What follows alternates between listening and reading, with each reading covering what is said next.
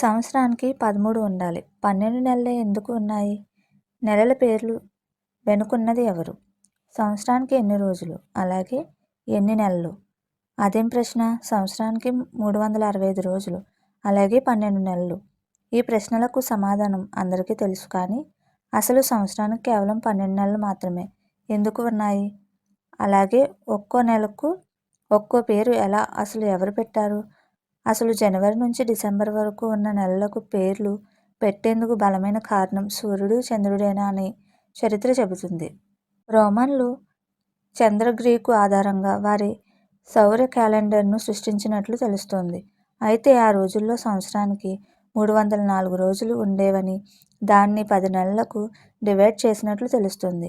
అయితే ఆ కాలంలో మొదటి నెల జనవరి అని అనుకుంటే మాత్రం పొరపాటే. ఎందుకంటే అప్పుడు మొదటి నెల ఇప్పుడున్న 3 నెలల అప్పుడు మొదటి నెల.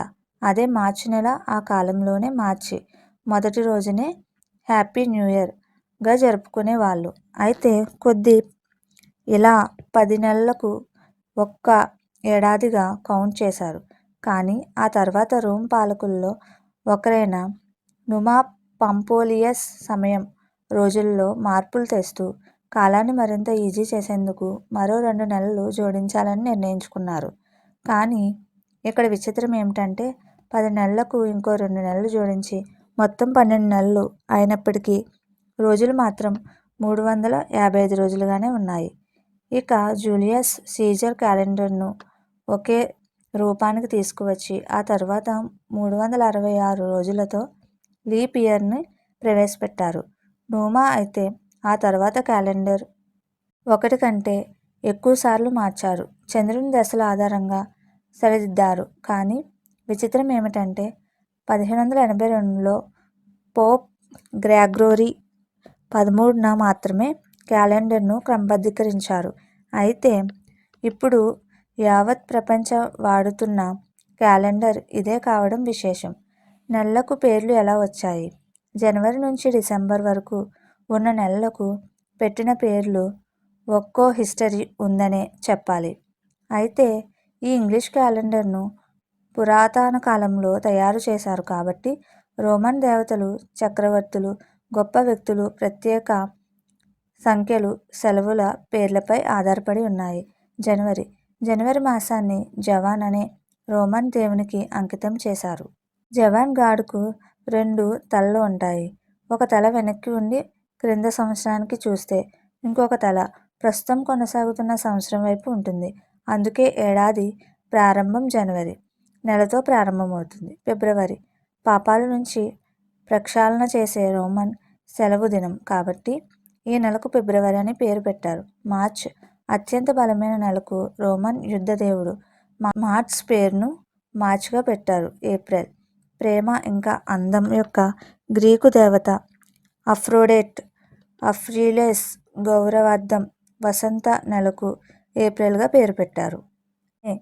గ్రీకు సంతానోత్పత్తి దేవత అయిన మాయా పేరు మీద వసంతకాలం చివరి నెలకు మే అని పేరు పెట్టారు. జూన్ అద్భుతమైన వేసవి రోజు. వివాహానికి సంబంధించిన రోమన్ దేవత సాధారణంగా మహిళల మధ్యవర్తి అయిన జూనో చేత ప్రోత్సహించబడింది. అందుకే జూన్ అనే పేరును నామకరణం చేశారు. జూలై జూలియస్ సీజర్ అనే వ్యక్తి గొప్ప కమాండర్, అలాగే రాజకీయ నాయకుడు జన్మించిన నెల. ఇది తనను తాను అమరత్వం పొందాలని నిర్ణయించుకున్నారు.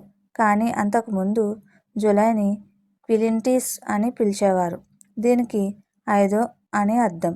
కానీ ఆ తర్వాత జూలైగా మార్చారు. ఆగస్ట్ పురాతన రోమన్ రాజకీయ నాయకుడు, రోమన్ సామ్రాజ్య స్థాపకుడైన అక్టివియన్ ఆగస్టస్ పేరును ఆగస్టుగా పెట్టారు. September, October, November, December. ఇక ఇంగ్లీష్ క్యాలెండర్లోని సెప్టెంబర్, అక్టోబర్, నవంబర్, డిసెంబర్ మాసాలను మన తెలుగు అంకెలతో పోలిస్తే సెప్టెంబర్ అనే పదం మన సప్త సంఖ్యలను పోలి ఉంటుందంటారు విశ్లేషకులు. మొదట తయారైన ఇంగ్లీష్ క్యాలెండర్లో సెప్టెంబర్ మాసం 7 కావడం వల్ల ఆ పేరును నిశ్చయించినట్లు చరిత్ర చెబుతుంది. అక్టోబర్, అష్ట నవంబర్, నవ డిసెంబర్ దశ ఈ పదాలన్నీ కూడా మన పదాలకు దగ్గరగా ఉన్నాయి. 13 నెలల క్యాలెండర్ పరిచయం. 13 నెలల క్యాలెండర్ను తరచుగా అంతర్జాతీయ స్థిర క్యాలెండర్ లేదా పాజిటివిస్ట్ క్యాలెండర్ అని పిలుస్తారు. ఇది సాంప్రదాయ 12 నెలల గ్రెగోరియన్ క్యాలెండర్ను ప్రత్యామ్నాయం. ఈ క్యాలెండర్లో సంవత్సరాన్ని 13 నెలలుగా విడగొట్టి ప్రతి నెలలో 28 రోజులు ఉంటాయి. అలాగే ప్రతి తేదీ ఒక వారానికి వస్తుండటం వల్ల ప్రతి రోజుకు సమానమైన ఉచిత సమయ నిర్వహణ అందిస్తుంది. మెసోస్ బి స్టాడ్ ఈ 13 నెలల క్యాలెండర్ ప్రతిపాదనను 20వ శతాబ్దంలో చేయడం జరిగింది. ఇది 1920ల నుండి 1930ల వరకు కొంత ఆంగిక గమనాల్లో కూడా ప్రాచుర్యం పొందింది. ఇది వ్యాపారాలు, లాజిస్టిక్ ప్రణాళికలకు సరైన పద్ధతిగా సూచిస్తున్నారు. కొందరు ప్రముఖులు దీన్ని స్వీకరించాలని సూచించారు. గ్రెగోరియస్ క్యాలెండర్కు ఉన్న కొన్ని లోపాలు, ఉదాహరణకు నెలల రోజుల తేడా, వారాల తేదీల అసంగతులను పరిష్కరించేందుకు ఇది ప్రతిపాదిత మార్గం.